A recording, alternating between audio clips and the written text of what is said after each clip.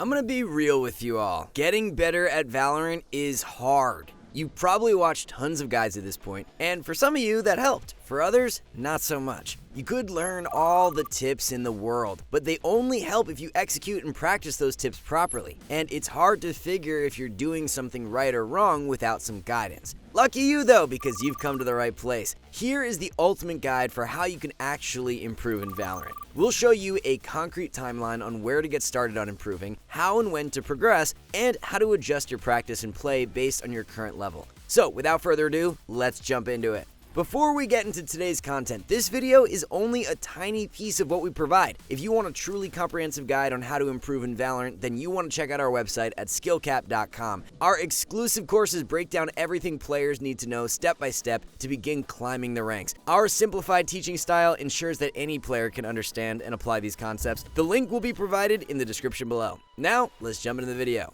To start things off, Valorant can essentially be broken down into 5 components: aim, positioning, abilities, strategy, and game sense. Some of these intertwine with each other, but if we master these 5 aspects of Valorant, we are well on our way to becoming immortal. Sounds simple enough, but when we get into the nitty-gritty details of each of these components, it becomes a lot. And getting good at all of them takes time. It's not something that happens overnight, and it can take months or even years depending on where you're starting at. There are ways we can speed up the process though. By breaking down these 5 components, we'll show you where you want to start practicing and how to track your progress. This way, you'll know when it's time for you to move on.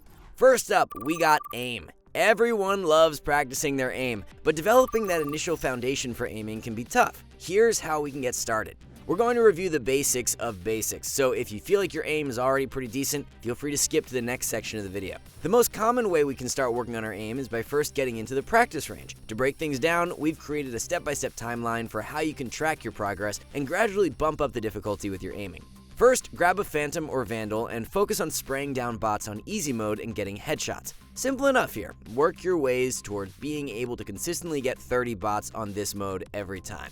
If you can confidently get 30 bots, you want to get into medium range, and this is where you want to get spicy with it. Start off just standing still and trying to spray down enemies before they disappear. This is working on improving your ability to track enemies quickly and have good crosshair placement. You'll have to get headshots here if you want to eliminate most of these enemies. If you're hitting mostly body shots, try to aim a little higher. If you're hovering over the enemy's head, you want to try aiming a little lower. If you're hitting off to the side, try to aim a bit slower. Most of the time this happens because we're trying to flick too quickly. We then end up over flicking or under flicking. These bots aren't popping out too fast yet, so you have some leeway to take your time. Make sure your crosshair is in line with the enemy's head before you shoot. As you get better at this, then focus on trying to flick faster and faster. In medium mode, you always want to aim for getting 25 to 30 targets each round. Achieve this goal first, and then we can start adding movement. In several situations, you aren't just going to be standing still the whole time during a round. You'll be moving, so you have to practice movement. For example, when you're peeking an angle, you'll likely be taking a few side steps. This is what we want to implement into the range. Take 2 to 3 side steps left or right, and then when the bot appears, stop and shoot. Repeat this by changing directions constantly to keep yourself on the move. Same idea here. We want to aim for 25 to 30 targets. If we have this down pat, we want to start limiting the number of bullets that we can shoot. Now, only burst fire at targets, meaning you're only going to shoot at most 4 bullets before you just completely stop. The goal here is you want quality shots. The earlier you hit your headshot, the faster enemies die, and the more likely you win the aim duel. If that gets to be too easy, grab a Guardian and Sheriff and only go for 1-taps. If you're a fan of the 1-tap machine Scream, you've got to work on this. If you're able to consistently get at least 25 targets by 1-tapping, then you're starting to really get the essential basics of aiming down. Now, we can get into the fun stuff. Moving on to positioning. We can have the best aim in the world, but if we aren't good at positioning ourselves, we're going to be in a lot of trouble. Most players start off Valorant aimlessly running around. Chances are if you're one of these players, you probably run into the faces of multiple enemies at once. No matter how good your aim is, you're not going to win most of your duels if against more than one enemy at a time. The key with good positioning is that you set yourself up so that you never end up in this scenario. Every duel you end up with is a 1 versus 1, and you have methods of escaping if that's not the case. This is where we can effectively utilize the aim that we just practiced. Let's take this scenario here. I'm on the A site, enemies are pushing through main, and I choose to play right in front of the A entrance. This is a decent position given the situation. I'm able to take an engagement with the first player peeking out, plus it's an angle that's atypical than what most players are used to. This makes it a tougher shot for them to hit. Along with that, I have a wall by the side so that if the enemy hits me with a crazy multiplayer peek, I can simply back away to safety. I get the initial kill and then no one else peeks me, so I have no need to back away yet. From there, I get back into the fight, but I peek slowly so that I only get into those single duels. I can safely do this considering I have a jet dash if I need to run for it.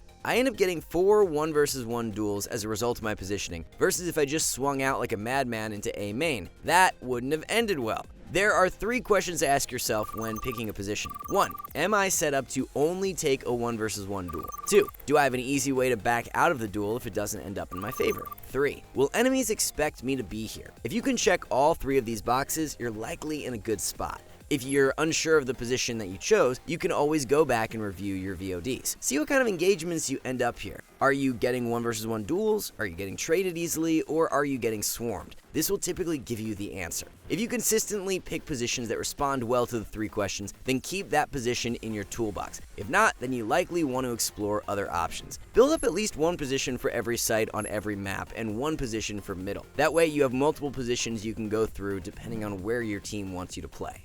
Now that we have positioning and general aiming out of the way, let's talk about ability usage. You've probably heard it a million times to use your abilities. The problem we see is that players have heard it before but still aren't listening. More importantly, they don't notice that they aren't using their abilities to their fullest potential. If you aren't a good aimer, then abilities are one of the ways you can still make an impact during rounds. Whether that be a smoke to slow down a push, a good sentinel setup, or a good charge onto the site with a duelist. Abilities help you make an impact even if you aren't hitting heads. Here's the goal we have for you here. Use at least 1 ability every round and also ask yourself, did this ability do anything? To show you an example, here is one of my friends playing his first game of Valorant. He's never touched an FPS before. I gave him 1 mission during the game, and that was to use Sage's wall to block off A main every round. This achieved 2 things. 1, it got him using his abilities, and 2, it helped us cover one of 2 choke points that the enemy could go through. My friend has no idea how to aim, so it wasn't a good idea to have him cover a point by himself. With this Sage wall, we could double team Catwalk and help each other frag out. That's exactly what happened here. I distracted the enemies initially so that my friend could then easily shoot them down. Once the attention was turned back to him, I whoop in again and we mowed the enemies down with our crossfire. This play wouldn't have been possible if we left A main open.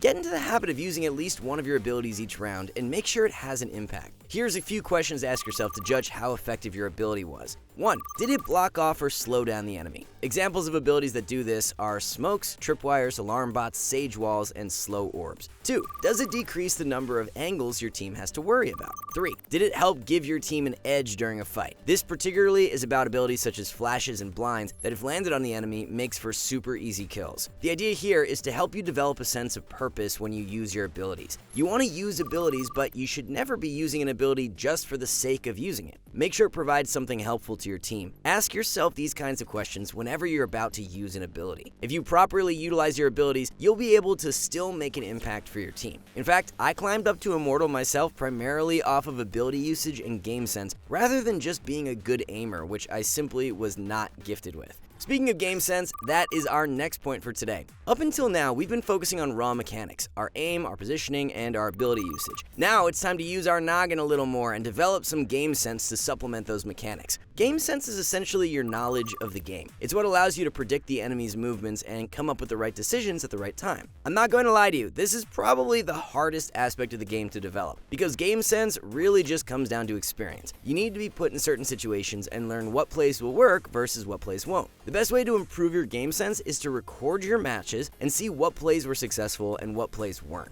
To give you some examples, we're going to review some of my recent gameplay.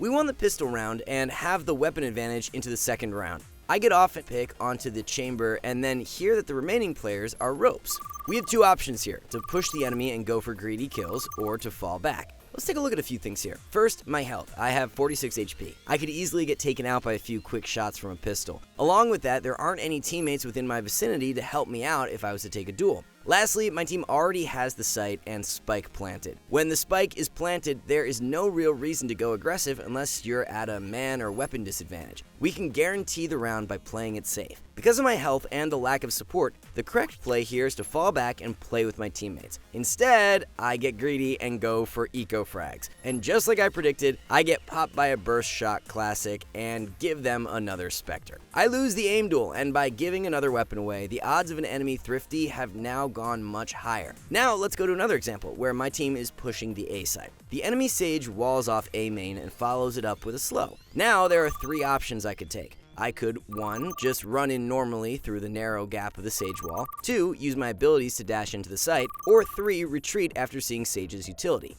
Because I have a dash available and the choke point is so narrow, the best choice is option 2. Dashing in allows me to get in more wide open area where it's harder for enemies to eliminate me. It also allows me to take space for my team to follow up on. Option 3 is also a potential option, however, we are already so close to the site without the defenders seeing us. That, along with my Brimstone shortly throwing smokes to isolate the site, option 2 becomes most optimal in the moment. I dash in and catch Sage off guard. No one else is on site, and we get a free plant and post-plant setup. Unless something drastic happens, it's a 5 versus 3, and we pretty much have the round in the bag. To start developing game sense, look into your own VODs. We suggest using a program called Outplayed, which will actually capture all the moments where you got a kill or when the enemy killed you. Look through both your kills and your deaths. See how you got those kills. Maybe it was good aim, good positioning, teamwork, or maybe just pure luck. And also, see how you got killed. Was your aim off? Did you position poorly and get exposed to multiple enemies? Or maybe you positioned well but you whiffed your shots. Try to come up with what went well for your kills and deaths, along with what could have gone better. Now, next time you end up in that same situation, add those extra elements to improve how you play it out. Maybe you want help from a teammate, or maybe you need to use your abilities better to help yourself. Mix things up, and if it consistently works, remember it. If it doesn't, drop it and try something else. If you keep experimenting, you'll eventually come up with the right decisions and plays for every scenario. It takes time though. Just like how real-life research and studies can take months and even years to do, you'll have to play a lot and test multiple different decisions and plays to find out what works and what doesn't. And that's how you will develop the right game sense. Last but not least, we have strategy. If you're getting up to gold and platinum ranks, it's time to step it up and use communication and strategies to win your rounds. Sure, you can make all the right plays yourself. You can have good aim, good positioning and ability usage, good game sense, but if your team isn't coordinated and on the same page, you're going to have a tough time winning rounds. Think about the pros. Everyone at the top level of Valorant is mechanically sound. What separates one team apart from the other is their coordination, communication, and strategy. This same idea applies to the higher ranks of Valorant. Unless you're a rank 1 Radiant player, you're going to start playing players at the same skill level of you eventually. What will allow you to win is better comms and strats compared to the enemy team. Even at the Diamond and Immortal ranks, communication and strategy usage is pretty minuscule. So if your team strategizes, you'll drastically up your odds of winning. Now, unless you're playing with the pre-made 5 team, executing complex strategies are going to be pretty tough. We recommend sticking with the basics, or your team is most likely going to just end up confused. Here are a few strategies you and your team can use and call out for that are simple and executable regardless of who you're playing with.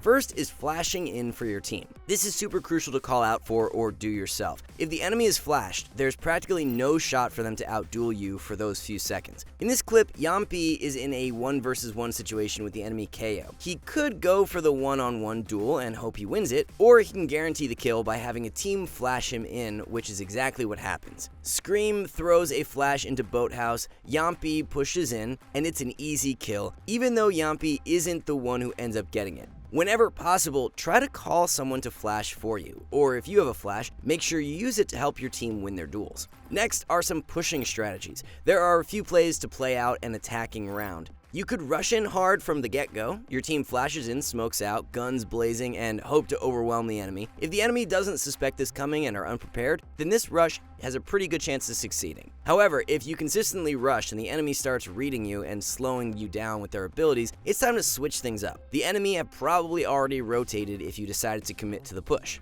We have to put more effort into our rounds, and the first way to do that is split pushing. Typically, each site has at least 2 points of contact. If you have part of your team push through one point and the other half through another point, then you'll be able to better pincer the enemies. Their attention will have to be divided, which makes it harder for them to effectively defend against your team. In the gold ranks, just a simple split push like this can be all it takes to distort the enemy and drastically increase your chances of winning. To mix it up further, we can move on to faking sites. This is when your team makes a ton of noise and may even use a few abilities onto one site. The enemies start thinking that you're pushing that site and begin to rotate. It's at this point that your team actually starts to sneakily back away and head towards the opposite site. With the enemies in mid-rotation, you'll be able to push that site, which should be relatively free if your team sold the fake really well. Last but not least, if you really want to progress in Valorant, you have to practice taking map control. In every map in Valorant, there are crucial areas of contention that open up the doors for the attackers to push through. In most maps, this would be middle. If the attackers have mid control, then they have way more freedom in which they can fake sites or just split a push. Otherwise, there's way less areas to push through and your plays become much more predictable and linear. Because of that, it's important to try to put pressure here at the beginning of rounds. You can do this by flashing and peeking middle, or you can throw smokes to cut off enemy vision. This allows your team to then sneak your way into other choke points such as catwalk on ascent to then prepare for a quick split push. Start off with the basic strategies first. Learn to effectively use abilities to rush sites. If that works, keep it up. If it starts to get easily read by your enemies, switch it up with a split push. If that's not really working, then start sprinkling in the fake site hits along with slowing things down to obtain map control prior to going for a push. Eventually, you want to become comfortable with all of these plays, but start simple and work your way through the more complex strategies. That's all we have for today's video. Work your way through these 5 important aspects of Valorant and you'll be well on your way to achieving Immortal. Just make sure that you've carefully monitored your progress with the tips we've given you so that you know when you can move on or whether you need to continue practicing a certain aspect first. But remember that if you're really looking to improve at Valorant, I highly recommend checking out SkillCapped.com.